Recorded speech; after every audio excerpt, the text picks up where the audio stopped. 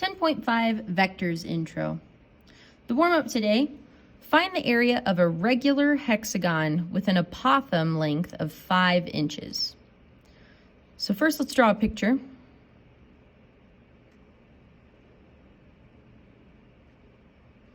There's our regular hexagon. And if we draw in our triangle, the length that they're providing us is this apothem length is 5. Recall that in a hexagon, it creates 30, 60, 90 triangles with an apothem length of 5. So if we want the area of this hexagon, that's going to be the apothem times the perimeter divided by 2. We know the apothem length is already 5. Not sure what the perimeter length is divided by 2. Oops, not the square root of 2. Sorry. We are going to work with square roots though. If this is a 30, 60, 90 triangle, we would have preferred this length to be a 5 root 3. If this were a 5 root 3, this length would be 5 and the hypotenuse would be 10. But it's not. So we need to convert this to be in reference to the short leg, which is going to be 5 is equal to x times the square root of 3. Then we divide by the square root of 3 on both sides. So then we have x equals 5 divided by the square root of 3, which is ugly. Square root of 3 divided by the square root of 3, fancy form of 1, which is 5 square roots of 3 over 3.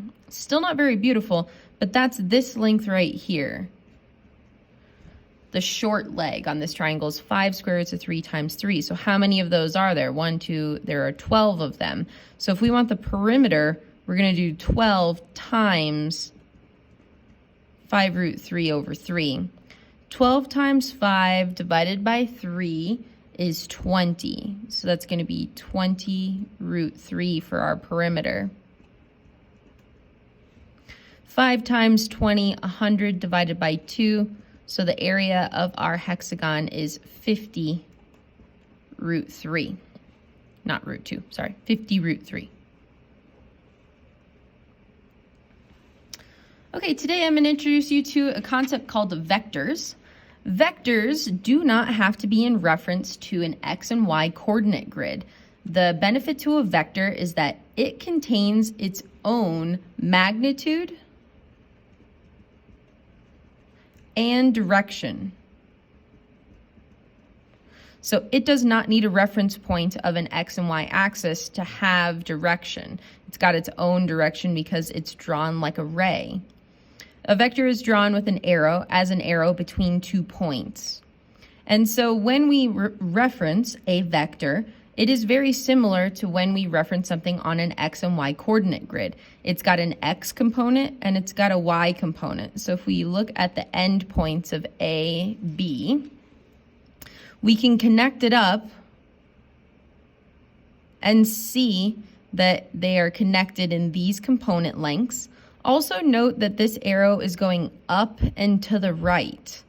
So that means our x component is going right and our y component is going up.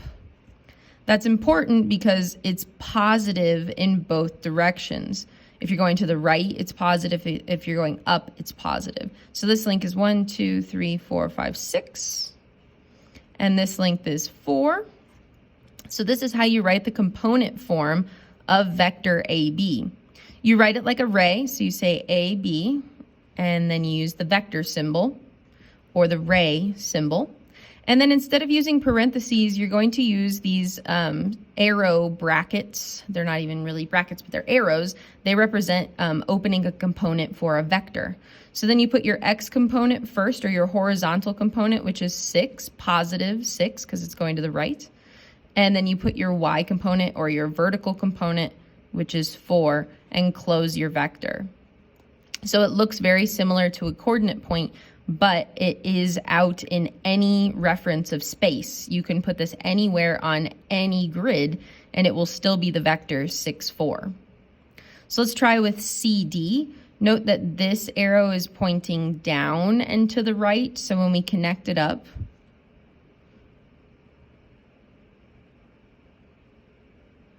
Let's count it. 1, 2, 3, 4, 5, 6, 7, 8, 9, 10, 11, 12. This is going down 12, so that's negative 12 in the y or vertical component. Then we're going to the right here, and we're going right 3, so that's positive, but down is negative. So then when we write the component for CD, we do our x component first, which would be 3, and our vertical component second, which is negative 12. So then magnitude is its length or its distance.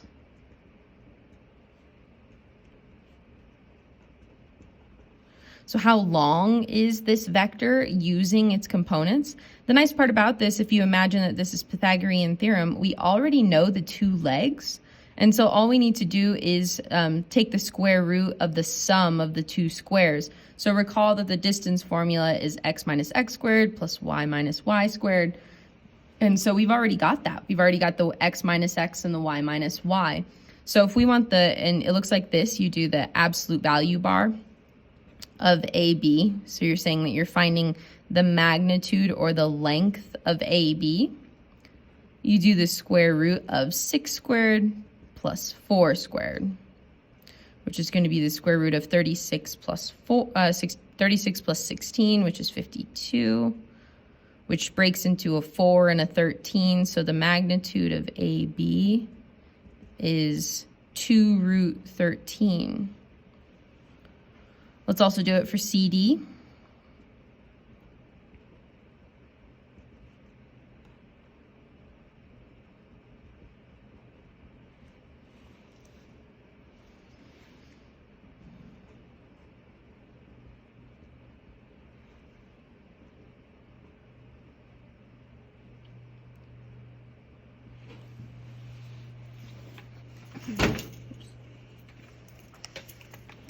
I didn't do that. I need to do this one.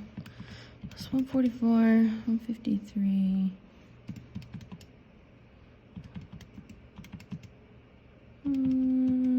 Not sure what the largest perfect square is. You're watching brain thoughts and process here.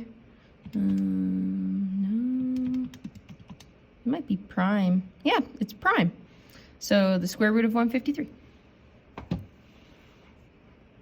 So in the world of vectors, we are very often going to be talking about the angles that it creates with horizontals, or potentially even with the verticals. So sometimes we're going to be talking about theta right here in this corner, or potentially going to be talking about theta in this corner, and that does need a reference point. So that needs an x and y axis to talk about it. So there's two different types of angles that come along with vectors. There's one called a direction angle, and this is one that measures from 0 degrees.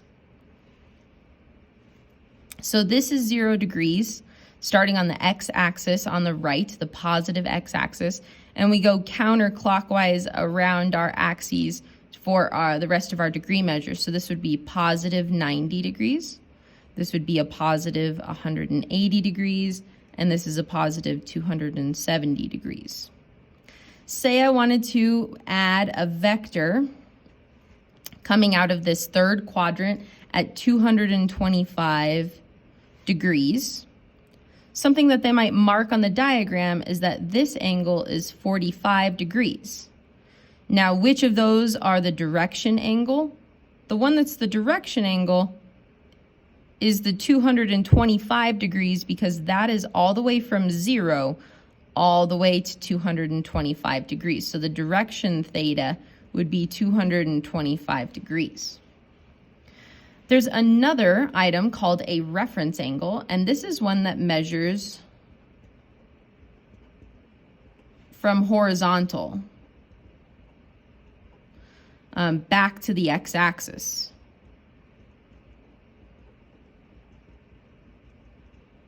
Is really what that means. So let's consider the same vector. So again, this is 0 degrees, 90 degrees, 180 degrees, 270 degrees. Imagine that I had a vector coming out at that same angle and they wrote that this was 45 degrees. Now the angle that is the reference angle is the one that measures back to the x-axis. And the one that measures back to the x-axis in this case is 45 degrees. What's going to end up happening is that we're going to end up drawing triangles in like that reference the x-axis. So 45 degrees, so our theta in this case would be 45 degrees instead of the 225. So this one's all the way around. This one is just back to the x-axis. Let's talk some more about vector operations. So there's something called scalar multiplication and vector addition. You can also do vector subtraction as well. Most of the time we're interested in vector addition though. So here's our two vectors again. Let's say what they are. So A, B was 6, 4. These are the same ones that were on the front side. C, D was 3, negative 12. So right here, if you want to double AB, you're trying to double its length, which means that you just double each component. So we would just double 6 to become a 12 and double 4 to become an 8. Then if you want to take a third of CD, we're just dividing each by 3. So 3 divided by 3 leaves us with 1, and negative 12 divided by 3 leaves us with negative 4. And then vector addition is where we're actually going to, like, imagine that you could grab this vector and slide it over here. Like, say that you could put it, I'm going to even write it. So, like, say that this was CD. The new vector that you create from A to D is going to be your vector addition. So all you do is take each component and add them together. So 6 plus 3 makes that 9, and 4 minus 12 is going to be negative 8. So our new component is going to be right 9 and down 8. So right 9 and down 8. And that's our new vector that's between A and D.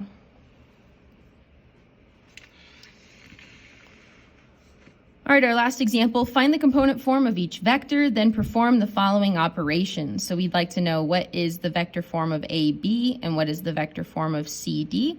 Again, these need no axes to make a vector component. It's all about its magnitude and direction.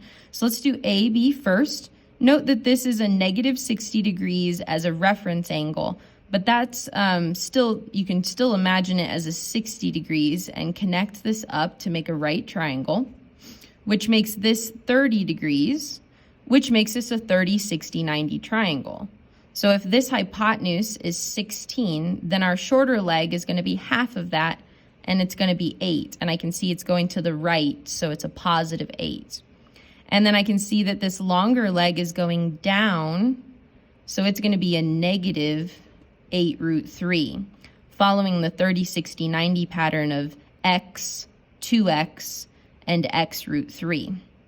So now our vector component form for AB is going to be 8, the horizontal component, comma our y component, 8 root 3, negative 8 root 3.